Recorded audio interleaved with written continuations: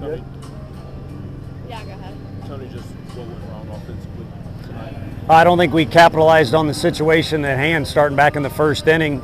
We're in a spot where, really you got Drew Gilbert up maybe with the bases loaded, nobody out, and could throw all kinds of other stuff that goes in hand with that if you were watching the game, but didn't happen. And then the second and third inning also a threat there, and just did not execute smaller things. It happened later in the game too when we could have got a guy over with a bunt, but it hurts a little bit more when you're leaving 3-4 guys on base. Of course, the old deal is too, you'd always like to have guys on base, but we just didn't do a good job with the guys that were erratic in the zone and out of the zone. Were you pleased with intensity and effort and those intangibles?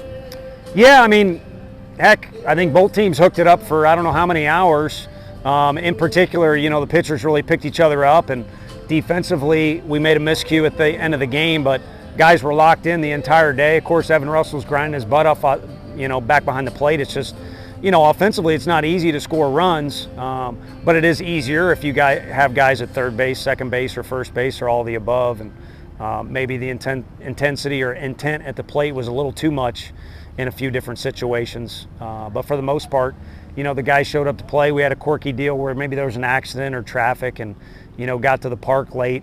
But I don't think there was any lingering effect of that. The guys bounced around in pregame, and, once a game starts, and we started the game with 2 base hits. But from there, it was not all downhill, but a lot downhill. How uncharacteristic is that? And did it seem like maybe there was more pressing after kind of failing to capitalize the first 3 innings? It just seemed like painful. I don't know any other way to say it. I mean, I don't think anyone was, upset or more frustrated or trying harder. It's just a strange flow to the start of the game or lack thereof.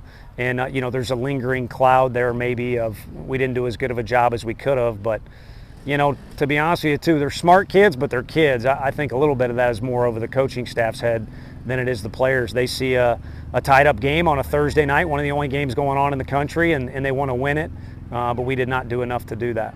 A couple things that went right is the outfield with Jordan Beck. How impressed are you with what he was able to do tonight, especially that throw to home plate? Yeah, I mean, I think he's, turned himself into an all-around baseball player on the bases, especially as a base runner, and then in the outfield defensively. And he had some good at-bats. He just didn't have anything to show for it. If I'm not mistaken, he didn't have any hits. But, we usually play more than 9 guys, but if we only play 9, we just need you to go out there and help us win in as many different ways as you can. You need to hand in your resume at the end of the day. And it might be 0 for 5, but it might be a resume that said my at-bats were tough, or I battled a guy with 2 strikes, or I moved a runner. I kept the ball in front every time, or communicated well on defense.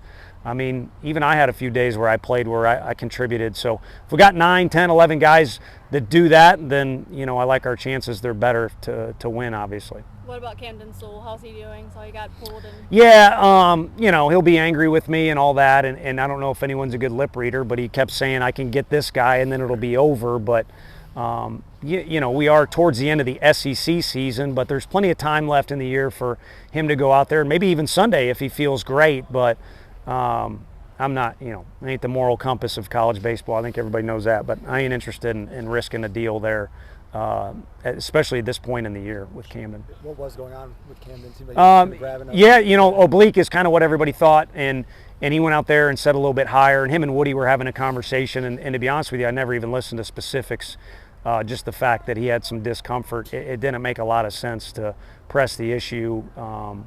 At that point, I don't know if there's any point you really kind of want to press that.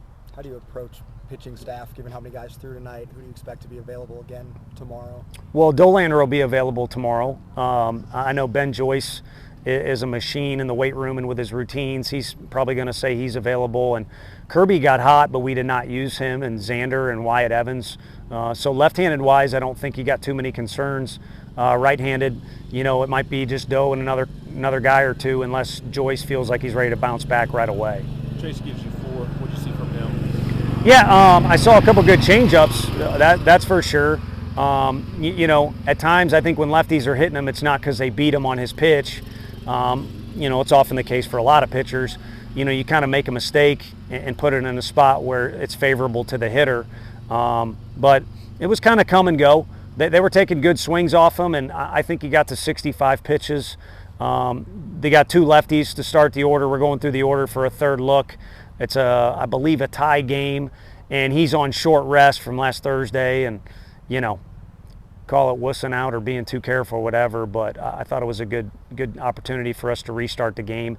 And because Doe is back, we're going into this deal with like 4 starters. We felt good about going to the bullpen even though it was that early. Tomorrow, what's the adjustments? Tomorrow you got to come out more determined. You didn't get what you wanted tonight, and so you can kick and scream about it, or you can go to bed and be upset about it, or you can kind of go back to the hotel, eat food, and realize you're in the middle of kind of a 3-round deal here, and just a little more determination tomorrow works. I don't think there was any one main missing ingredient. Maybe sloppy in a couple areas. But we've also won some games by like 3 or 4 runs in those sloppy areas. We just talk about them in right field, and no fans, the other team, media doesn't even really consider that they existed, So, again, I don't think there's a missing ingredient tomorrow. If you're going to add one into the pot of gumbo you're making, maybe a little more determination.